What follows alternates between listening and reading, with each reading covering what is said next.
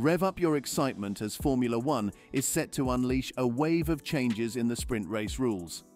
Since their debut in 2021, sprint races have been a topic of debate, but F1 is not holding back on innovation.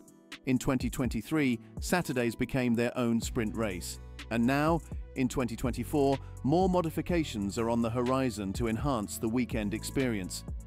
Brace yourself for updates on sprint race formats, DRS, and engine changes.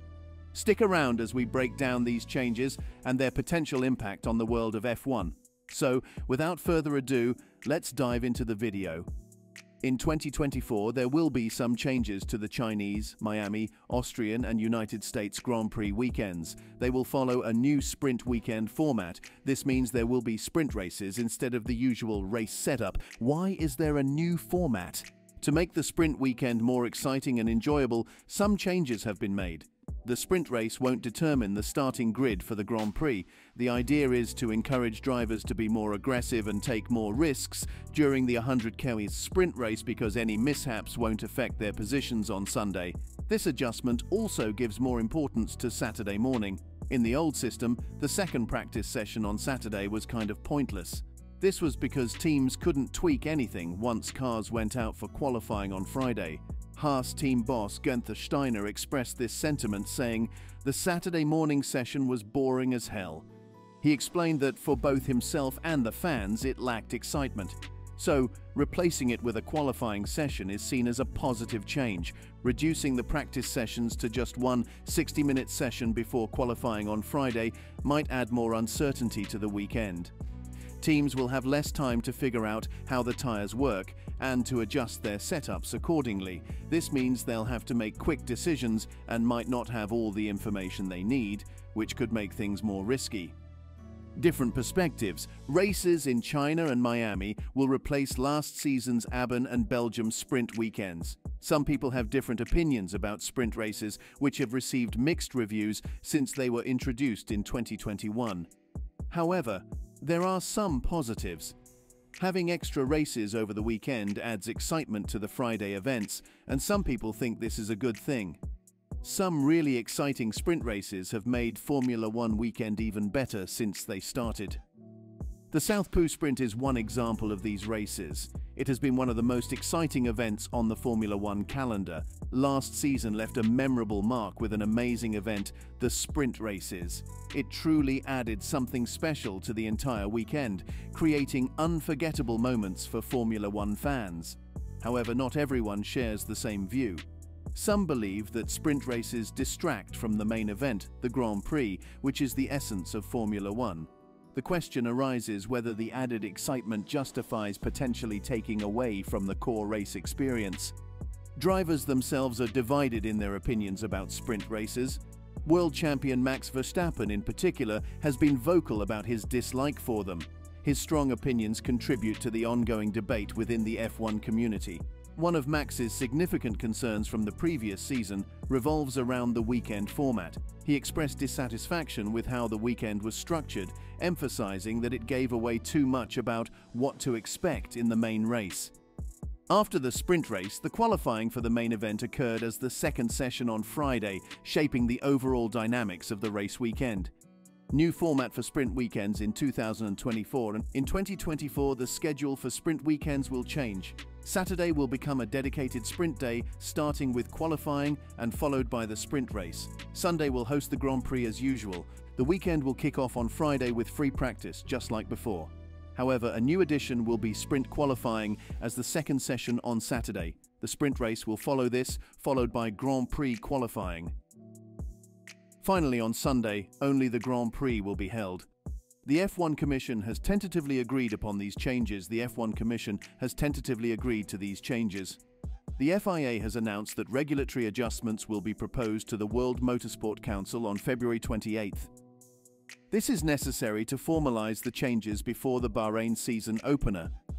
It's expected to be a procedural move to officially integrate the new schedule into the rulebook. Last season, there were complaints about Park F conditions, where cars were essentially locked into their setups on Fridays after just one practice session. This led to several instances of drivers having to compromise their grid positions in Sunday's race because they had to brake Park F due to setup errors discovered during sprint qualifying and race. With the upcoming changes in the session schedule across the sprint race weekend, Park F is anticipated to be reopened between the sprint race and Grand Prix qualifying. This adjustment will allow teams to make necessary setup tweaks, addressing concerns raised last season. An example of teams needing setup changes during a sprint race weekend was seen at last year's Baku sprint race. Alpine broke Park F to make suspension changes, illustrating the need for greater flexibility in setup adjustments.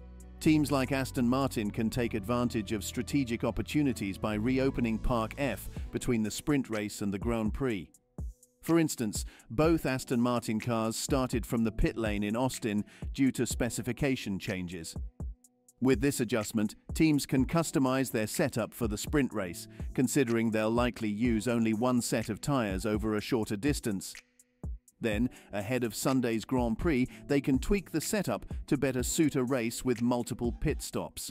The ability to make mid-weekend changes to the car adds an element of unpredictability to the Grand Prix results.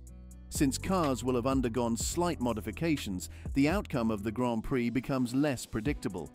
These adjustments were among several changes discussed and agreed upon during the F1 Commission meeting, aiming to enhance the excitement and competitiveness of Formula One races. In addition to the changes previously mentioned, the restricted power unit allocation will be rolled back for 2024. Previously, the allocation had decreased from 4 to 3 for internal combustion engines MGUK, MGUH, and turbochargers. However, for the 2024 and 2025 seasons, this allocation has been restored to 4 per driver. Another change for the 2024 season involves changes to the rules regarding DRS, drag reduction system. The race director now has the authority to enable DRS activation 1 lap after the start of the race, rather than waiting for the current 2-lap grace period. This rule also applies to race restarts following a safety car period. This adjustment is significant and will heavily influence race start and restart strategies. Traditionally, breaking the 1-second barrier to activate DRS has been crucial, especially after safety car restarts. With only 1 lap now available for DRS activation instead of 2, the attacking car gains a significant advantage. This change is expected to encourage more overtaking opportunities and contribute to closer racing, which fans eagerly anticipate. The new rule aims to increase excitement and competition on the track by providing a shorter window for DRS activation.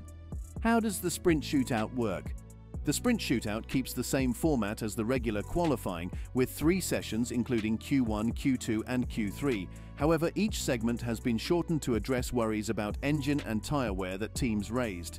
SQ1 used to last 18 minutes but is now only 12 minutes long. SQ2, which used to be 15 minutes, is now 10 minutes.